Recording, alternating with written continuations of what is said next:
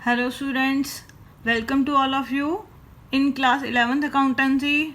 आज का जो हमारा टॉपिक है बच्चों वो है डबल कॉलम कैश बुक। हमने डबल कॉलम कैश बुक अपनी पिछली वीडियो में भी कर ली थी। उसमें हमने डबल कॉलम कैश बुक कैसे बनाई जाती है सिंपल वे में वो कर लिया था। आज की इस वीडियो में हम बनाना सीखेंगे डबल कॉलम कैश बुक। अगर हमारे पास CGST और SGST की एंट्रीज क्वेश्चन में दी गई हैं या IGST की एंट्रीज क्वेश्चन में दी गई हैं। बच्चों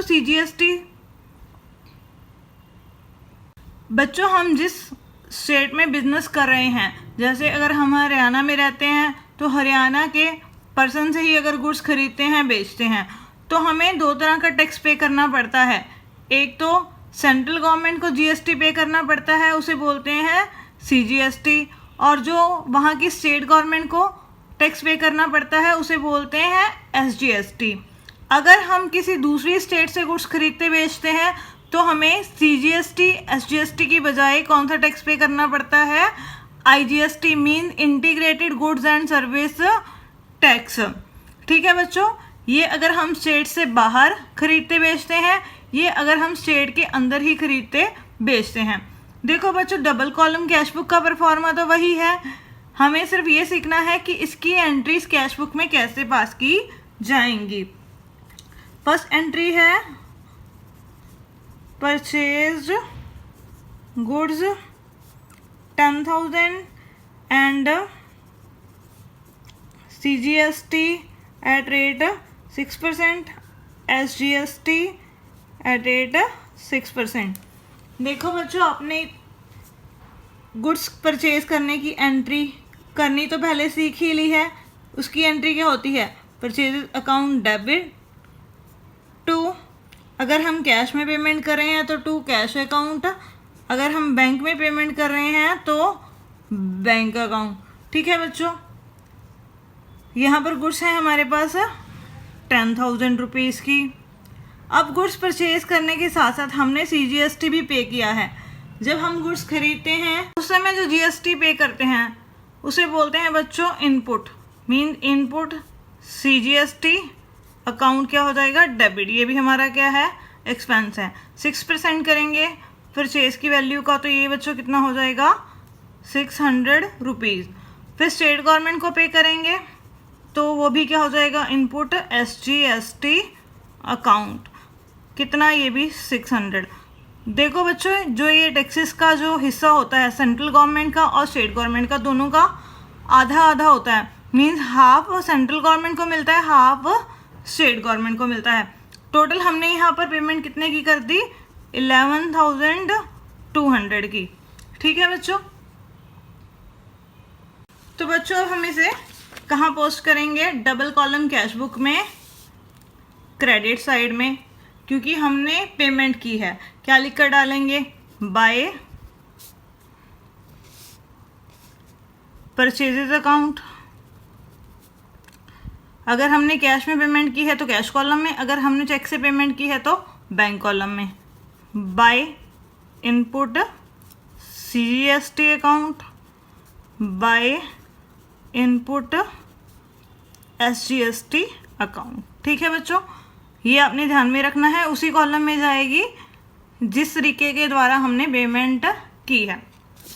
अगर हमने गुड्स खरीदी होती, अगर हमने गुड्स खरीदी हैं किसी और स्टेट से, ठीक है बच्चों, सेम सपोज कर लो 10,000 की ही गुड्स हैं और IGST की जो रेट है बच्चों वो सपोज कर लेते हैं 12% है, तो उस केस में क्या जर्नल एंट्री पास होगी? हमारे पास गुड्स हमने खरीदी हैं तो परचेजेज अकाउंट क्या होगा बच्चों? डेबिट हो जाएगा। टू कैश या बैंक अकाउंट यहाँ पर क्या हो जाएगा बच्चों? क्रेडिट हो जाएगा।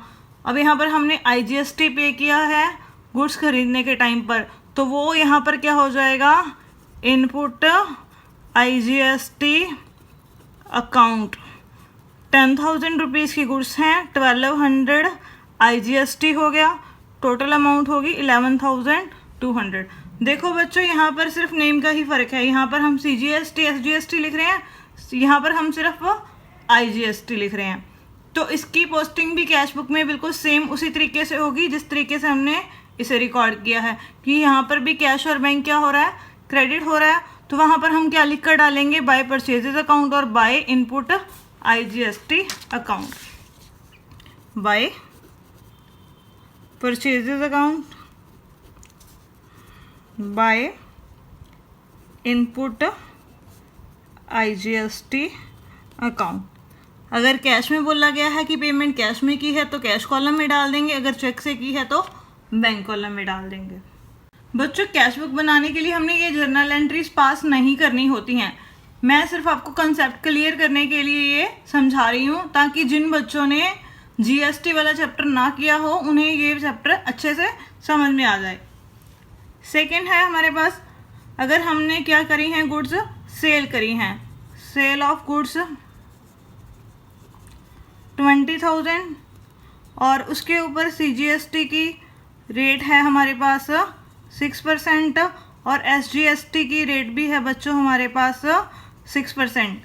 देखो बच्चों जब हम गुड्स सेल करते हैं तो हमारे पास क्या होता है, कैश आ जाता है।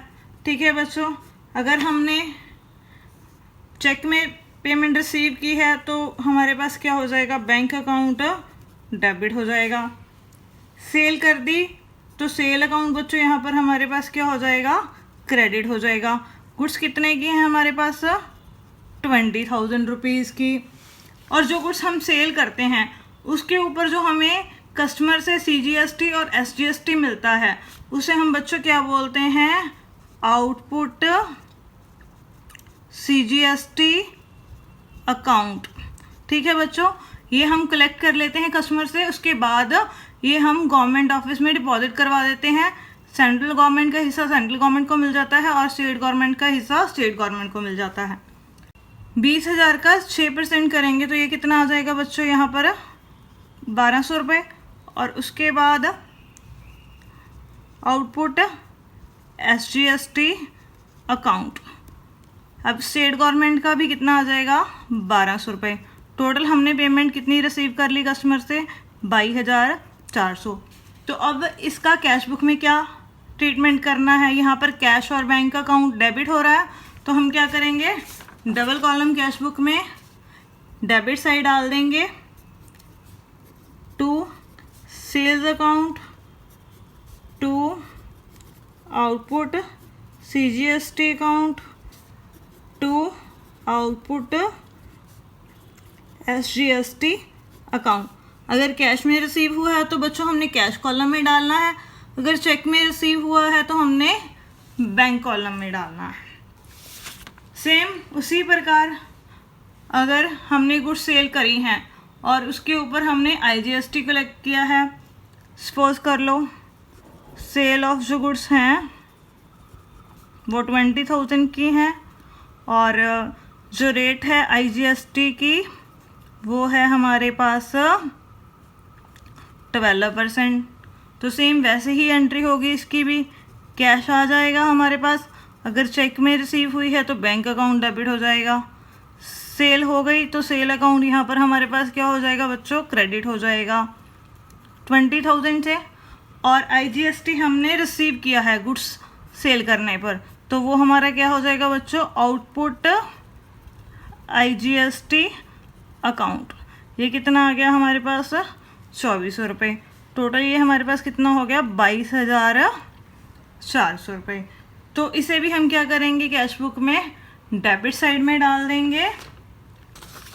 अगर कैश में रिसीव हुआ है तो कैश कॉलम की डेबिट साइड में, अगर चेक में रिसीव हुआ है तो बैंक कॉलम की डेबिट साइड में। ठीक है बच्चों, तो आपको CGST, SGST और IGST की एंट्रीज मैंने सिखा दी कि कैश बुक में हमने कैसे पोस्ट करनी है। तो आइए अब हम इसके एग्जाम्पल स्टार्ट करते हैं। एग्जाम्पल 10 हम स्टार्ट करते हैं। अब इसमें हमारे पास क्या दिया गया है, record the following transaction in cash book with cash and bank column. यहाँ पर हमने 2 कॉलम कैश बुक बनानी है जिसमें कैश और बैंक कॉलम हो। सबसे पहले हमारे पास 1 जून को कैश इन हैंड हमारे पास दिया गया है 3,151 और उसके बाद कैश एट बैंक दिया गया है तो ये 1 जनवरी को क्या हो गया उनका opening balance. To balance brought down, cash in hand है 3151 और कैश एट बैंक है 91,401 रुपीज़। उसके बाद है हमारे पास चेक जो है हमने रिसीव किया है रेंट का और उसे चेक को हमने बैंक में डिपॉजिट करवा दिया, उसकी अमाउंट है 990। मीन्स हमने क्या किया है बच्चों, रेंट रिसीव किया है। तो हमारे पास बैंक बैलेंस क्या हो गया, यहाँ पर बढ़ गया, तो ये आ जाएगा डेबिट साइड में टू रेंट अकाउंट। हमारे पास बैलेंस इंक्रीज हो गया बैंक का, हमने सेम डेट को ही बैंक में डिपॉजिट करवा दिया। उसके बाद है बच्चों हमने 5 जून को जो गुड्स हैं वो खरीदी हैं 50,000 रुपये की, उसके ऊपर ट्रेड डिस्काउंट है बच्चों 20% और जो पेमेंट करी है वो चेक से की गई है और साथ में यहाँ पर CGST भी है और SGST भी है 6%। तो सबसे पहले हम परचेजेस की अमाउंट निकालते हैं। टोटल जो गुड्स हैं बच्चों वो 50,000 की हमारे पास दे रखी हैं। 50,000 का अगर हम 20% डिस्काउंट करें तो ये कितना आ गया बच्चों हमारे पास 10,000 रुपीज़। तो हमने परचेजेस कितने में की, टोटल वैल्यू है बच्चों 50,000, 10,000 ट्रेड डिस्काउंट मिल गया तो परचेजेस हो गई हमारी 40,000 की। मीन जो माल हमने ख़रीदा है वो 40,000 रुपये में ख़रीदा है।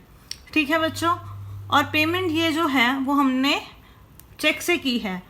तो एंट्री बच्चों यहाँ पर हमारे पास क्या होगी, परचेजेस अकाउंट डेबिट 40,000 रुपीज़ और जो पेमेंट करेंगे वो हम बैंक से करेंगे टू बैंक अकाउंट। मैं यहाँ पर अभी अमाउंट नहीं लिख रही क्योंकि हमने साथ में 6% CGST भी पे किया है और SGST भी पे किया है। जब हम गुड्स खरीदते हैं उसके ऊपर जो हम GST पे करते हैं बच्चों उसको क्या बोलते हैं, इनपुट। मीन यहाँ पर हो गया input, CGST account debit, SGST भी पे किया है, 2 गुड्स खरीदी हैं तो वो हमारा क्या हो गया, इनपुट SGST अकाउंट, उसे हमने डेबिट कर दिया।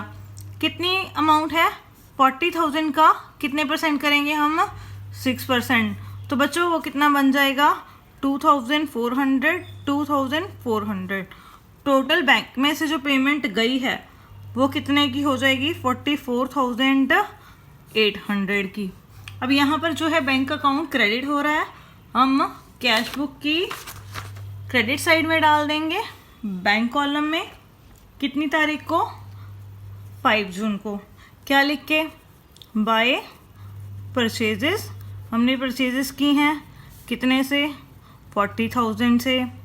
फिर हमने CGST पे करा है, इनपुट CGST अकाउंट 2,400। फिर हमने SGST पे किया है बाय इनपुट SGST अकाउंट 2,400। ठीक है बच्चों, ये एंट्री होगी 5 जून की। उसके बाद है ट्रेड एक्सपेंसेस पे किए हैं 120, तो इसे हम डाल देंगे कैश बुक की क्रेडिट साइड में बाय ट्रेड एक्सपेंसेस अकाउंट 120। कुछ लिखा नहीं, चेक से पेमेंट करी है तो इट मीन्स ये कैश पेमेंट है। उसके बाद है रेंट पेड किया है हमने 16 जून को 400 रुपये का, तो उसकी भी एंट्री पोस्ट कर देंगे बाय रेंट अकाउंट। कैश चला गया तो कैश कॉलम में आ गया हमारे पास ये 400 रुपीज़। उसके बाद है पेड इंश्योरेंस चार्जेस, हमने इंश्योरेंस चार्जेस पे करे हैं 400 रुपीज़ 17 जून को, तो उसकी एंट्री भी डाल देंगे हम बाय इंश्योरेंस चार्जेस अकाउंट, कितना 400 रुपीज़।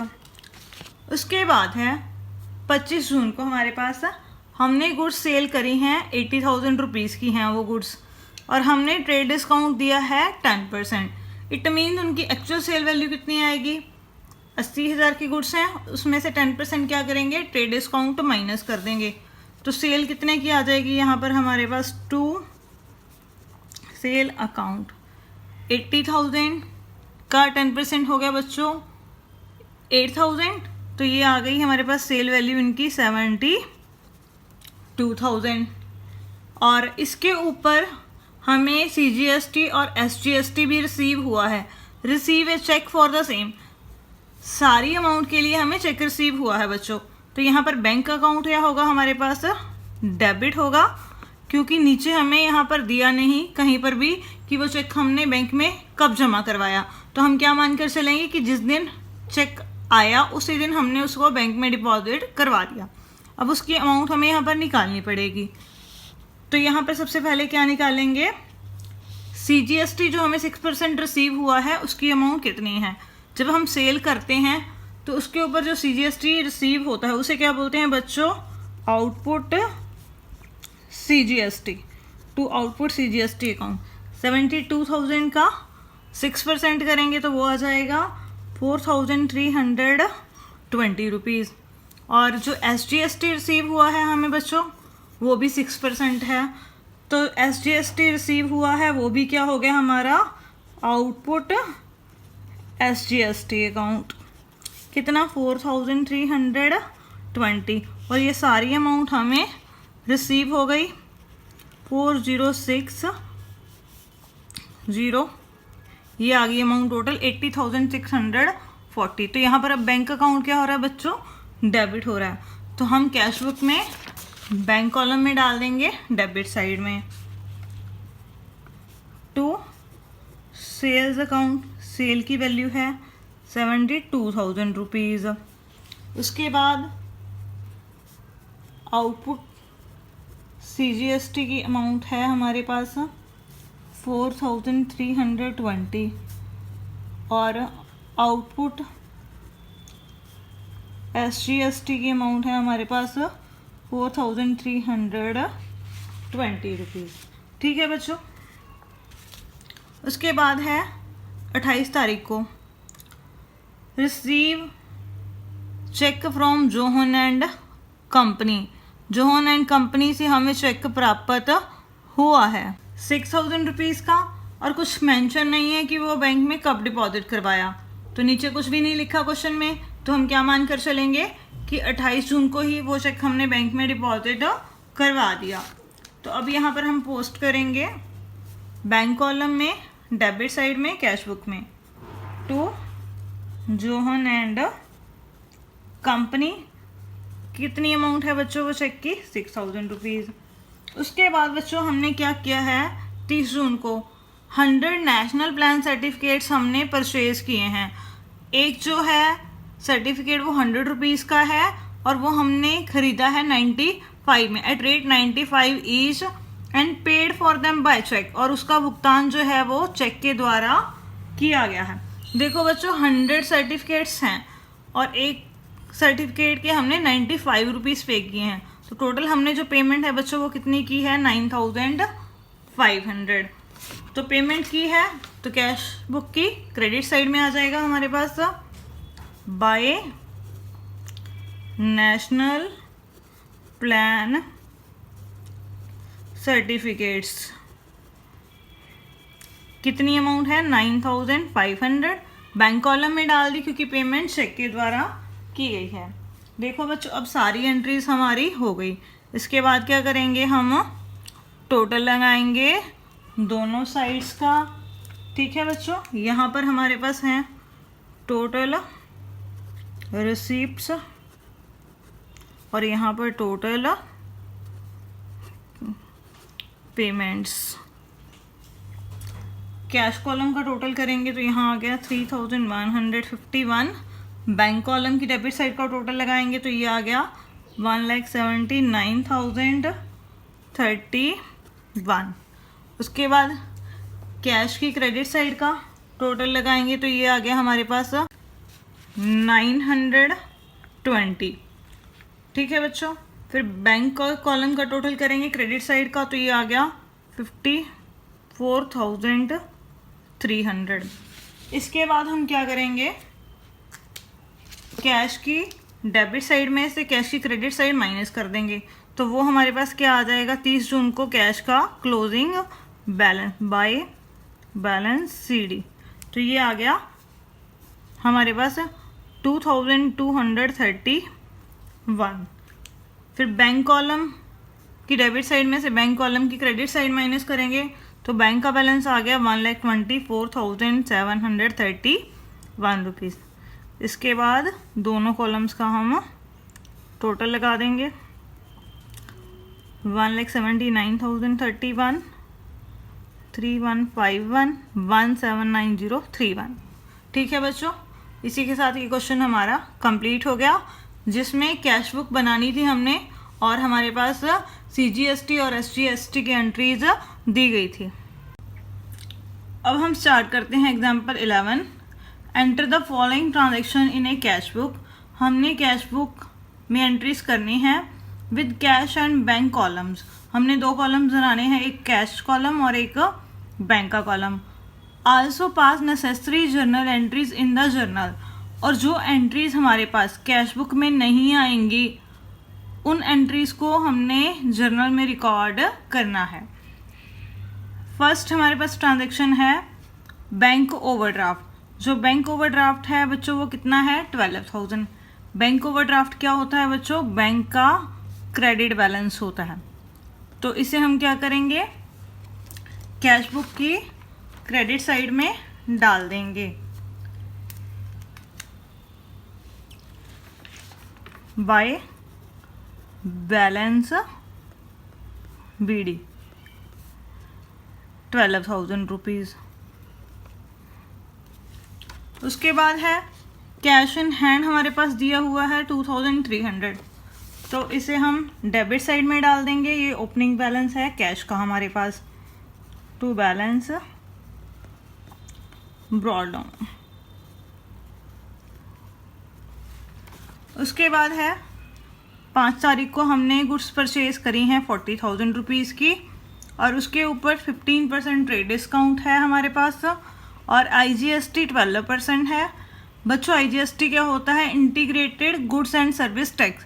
जब हम किसी दूसरे राज्य से जब गुड्स खरीदते हैं तो हमें दूसरे राज्य की सरकार को जो टैक्स पे करना पड़ता है उसे बोलते हैं IGST।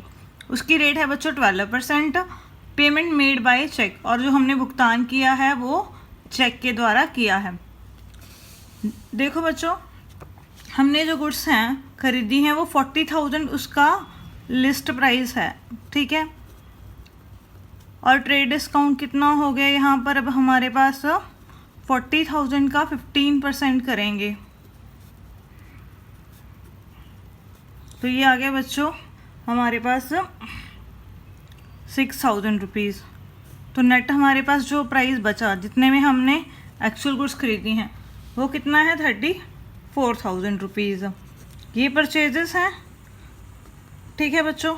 तो जर्नल एंट्री में हम क्या करेंगे, परचेजेस अकाउंट डेबिट कर देंगे 34,000 से, और उसके ऊपर हमने क्या पे किया है बच्चों, IGST पे किया है। तो उसकी एंट्री क्या होगी हमारे पास, IGST अकाउंट डेबिट। ये इनपुट है, जब हम खरीदते हैं तो इनपुट शब्द का प्रयोग करते हैं। 34,000 का 12% करेंगे बच्चों, वो कितना हो जाएगा हमारे पास, 4,080 रुपीज़। 34,000 का 12%, ठीक है बच्चों। 2 पेमेंट हमने चेक से की है तो बैंक से अमाउंट हमारे पास चली गई, कितनी, इन दोनों को हम ऐड कर देंगे 38,080। तो अब ये कैश बुक की कौन सी साइड में आएगा, क्रेडिट साइड में आएगा। क्या लिखेंगे वहाँ पर हम, बाय परचेजेस अकाउंट और by input IGST account. By purchases account 34,000 और बाय इनपुट IGST अकाउंट, ठीक है बच्चों, 4,080 रुपीज़। उसके बाद है 6 तारीख को सोल्ड गुड्स फॉर रुपीज़ 30,000। हमने 30,000 रुपये का माल बेचा है और उसके ऊपर ट्रेड डिस्काउंट है बच्चों 10% और IGST जो हमने रिसीव किया है बच्चों वो है 12% और जो पेमेंट हमें रिसीव हुई है वो चेक में रिसीव हुई है। देखो बच्चों, जो गुड्स हमने बेची हैं उनका जो लिस्ट प्राइस है वो 30,000 है। ठीक है बच्चों, तो ट्रेड डिस्काउंट कितना हो जाएगा, 30,000 का 10% करेंगे तो ये कितना आ गया हमारे पास, 3,000 आ गया। तो जो गुड्स हमने सेल में की हैं एक्चुअल में सेल वैल्यू उनकी कितनी है, 27,000। अब सेल कर दी, माल चला गया तो टू सेल्स अकाउंट 27,000 रुपीज़ और इसके ऊपर हमें IGST रिसीव हुआ है तो उसे बच्चों क्या बोलते हैं, आउटपुट IGST। जब माल बेचते हैं और जो हमें IGST रिसीव होता है उसके साथ हम आउटपुट शब्द का प्रयोग करते हैं। 27,000 का 12% ये हमारे पास हो जाएगा बच्चों 3,240 और जो ये पेमेंट आई है वो हमने चेक में रिसीव की है तो बैंक अकाउंट यहाँ पर क्या होगा, डेबिट हो जाएगा। कितने से, 30,240 रुपये से। ठीक है बच्चों, तो अभी यहाँ पर बैंक अकाउंट डेबिट हो रहा है तो कैश बुक की बैंक कॉलम में डेबिट साइड में हम डाल देंगे to sales account 27,000 to output IGST account 3,240 rupees. इसके बाद है नेक्स्ट एंट्री हमारे पास, चेक रिसीव हुआ है एस नैयर से 4,000 रुपये का और डिस्काउंट अलाउ किया है हमने उसको 200 रुपीज़ का। देखो बच्चों, अभी चेक आया है, नेक्स्ट एंट्री में दे रखा है कि जो एस नैयर का जो चेक है वो हमने बैंक में डिपॉजिट करवा दिया। इट मीन्स 7 तारीख को वो चेक हमने बैंक में डिपॉजिट नहीं करवाया तो हम उसकी अगर जर्नल एंट्री करेंगे तो क्या बनेगी, cheque in hand account debit 4,000, discount allow account debit 200, देने वाला कौन है, एस नैयर। कितनी अमाउंट से, 4,200 रुपीज़ से। तो देखो बच्चों, अब यहाँ पर ना तो कैश आया ना कैश गया तो इस वजह से ये एंट्री बुक्स में रिकॉर्ड नहीं की जाएगी। जिस दिन हम चेक बैंक में डिपॉजिट करवाएंगे उस दिन वो कैश बुक में रिकॉर्ड की जाएगी। अब 9 तारीख को जो ये चेक है 4,000 रुपीज़ का वो हमने बैंक में डिपॉजिट करवा दिया तो एंट्री क्या होगी, bank account debit to cheque in hand account. तो अब यहाँ पर हम कैश बुक में बैंक कॉलम में डेबिट साइड में डाल देंगे टू चेक इन हैंड। कितना आ जाएगा यहाँ पर, 4,000 रुपीज़। उसके बाद है हमने 12 तारीख को जो पेमेंट है, 12 तारीख को जो पेमेंट है राधा को की है 2,500 रुपये की, वो चेक से की है और डिस्काउंट रिसीव किया है हमने 50 रुपीज़। यहाँ पर हमारे पास चेक की अमाउंट ही दे रखी है बच्चों 2,500 रुपये, तो जो डिस्काउंट रिसीव किया है वो अलग से दे रखा है। तो हमने ये देखना है कि हमने पेमेंट कितने की है। तो यहाँ पर जो पेमेंट है वो 2,500 रुपये की हुई है तो इसको हम डाल देंगे कैश बुक की क्रेडिट साइड में बैंक कॉलम में। जो हमने पेमेंट की है राधा को बाय राधा 2,500 रुपीज़। उसके बाद हमारे पास दे रखा है 15 तारीख को एस नैयर से जो चेक आया था बच्चों वो डिसऑनर हो गया। देखो बच्चों, वो जो चेक था हमने बैंक में डिपॉजिट करवा दिया था एस नैयर का 4,000 रुपीज़ का, उससे हमारा बैंक बैलेंस इंक्रीज हो गया था। अब वो डिसऑनर हो गया, बैंक में ये अमाउंट नहीं है और एस नैयर से अब हमने पैसे लेने हैं तो उसकी जर्नल एंट्री क्या होगी, S Nayar account debit to bank account. तो अब यहाँ पर हम क्या करेंगे, कैश बुक की क्रेडिट साइड में डाल देंगे इस एंट्री को by S Nayar account 4,000 rupees, ये चेक का डिसऑनर हो गया। उसके बाद है money withdrawn from bank for office use, हमने ऑफिस यूज़ के लिए बैंक में से पैसे निकाल लिए, तो कैश आ गया और बैंक में से बैलेंस कम हो गया। जब ऑफिस में कैश आया है तो जर्नल एंट्री क्या होगी, cash account debit to bank account. तो यहाँ पर कैश डेबिट हो रहा है और बैंक क्रेडिट हो रहा है, दोनों चीज़ें एक ही एंट्री में आ रही हैं, कैश और बैंक। तो इस वजह से ये कौन सी एंट्री होगी हमारी, कॉन्ट्रा एंट्री। तो कैश अकाउंट की कौन सी साइड डाल देंगे, डेबिट साइड में कैश बुक में, टू बैंक अकाउंट 3,400, और यहाँ पर सी से नोट कर देंगे ये कॉन्ट्रा एंट्री है। यहाँ पर by cash account, bank column में क्रेडिट साइड में कैश बुक के 3,400 रुपीज़। उसके बाद है बच्चों की जो फ़ीस है वो हमने चेक से पे की है 75 रुपीज़। देखो बच्चों की जो फ़ीस होती है बच्चों, वो क्या होता है, ऑनर का पर्सनल खर्चा होता है। तो ये क्या होगी बच्चों, ड्राइंग हो गई। तो चेक से की है तो बैंक में से बैलेंस कम हो गया हमारे पास 23 को, by drawing account credit side of cash book into the bank column.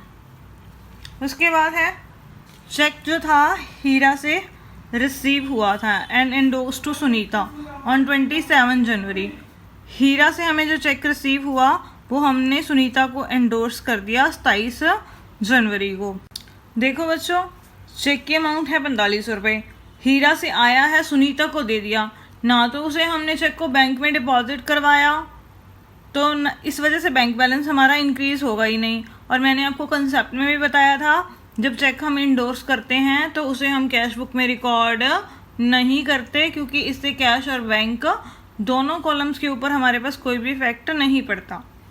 27 जनवरी को एंट्री है हमारे पास बैंक चार्जेस, बैंक ने चार्जेस ले लिए 20 रुपीज़, तो इसे हम पोस्ट कर देंगे by bank charges account, bank column में 20 रुपीज़।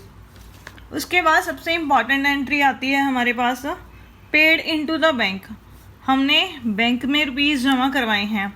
इंटायर बैलेंस, जितना भी हमारे पास बैलेंस पड़ा था कैश का, after retaining 700 rupees at office, जितने भी हमारे पास 31 तारीख को रुपीज़ ऑफिस में पड़े थे उसमें से हमने 700 रुपीज़ ऑफिस में रख लिए और बाकी सारे पैसे बैंक में जमा करवा दिए।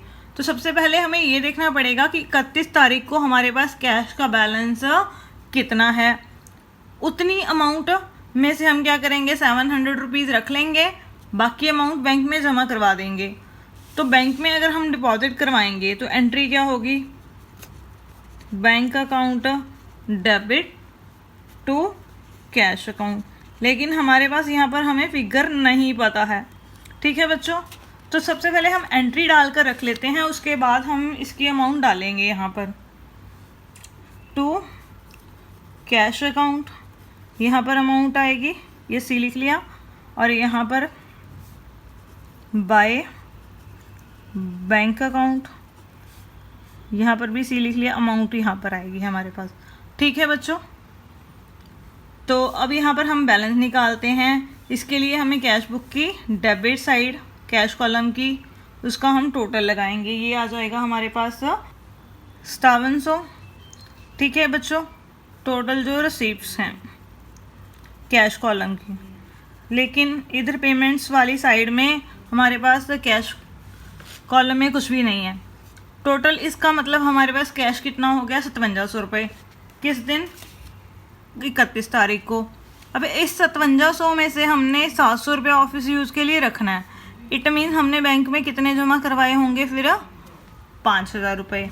तो यहाँ पर अब फिगर क्या आएगी, 5000 रुपीज़, और यहाँ से हमारे पास कैश चला गया 5000 रुपीज़। हमने 700 रुपये रखे हैं, इट मीन जो हमारा क्लोजिंग बैलेंस होगा कैश का 31 तारीख को, वो भी कितना होगा, 700 रुपीज़। इसके बाद हम क्या करेंगे, बैंक कॉलम का टोटल लगा लेंगे यहाँ पर रिसीप्ट साइड का, ये आ गया 39,240। उसमें से ये क्रेडिट साइड का टोटल माइनस कर देंगे। ये टोटल है हमारे पास 60,075। तो जो बैलेंस आएगा बच्चों वो यहाँ पर हमारे पास क्या होगा, ओवरड्राफ्ट होगा बैंक का, क्योंकि क्रेडिट साइड ज़्यादा है, डेबिट साइड कम है। तो यहाँ पर हम बैलेंस लिखेंगे बैंक का, वो आ गया 20,835 रुपीज़। ठीक है बच्चों, इसी के साथ ये क्वेश्चन हमारा कंप्लीट हो गया।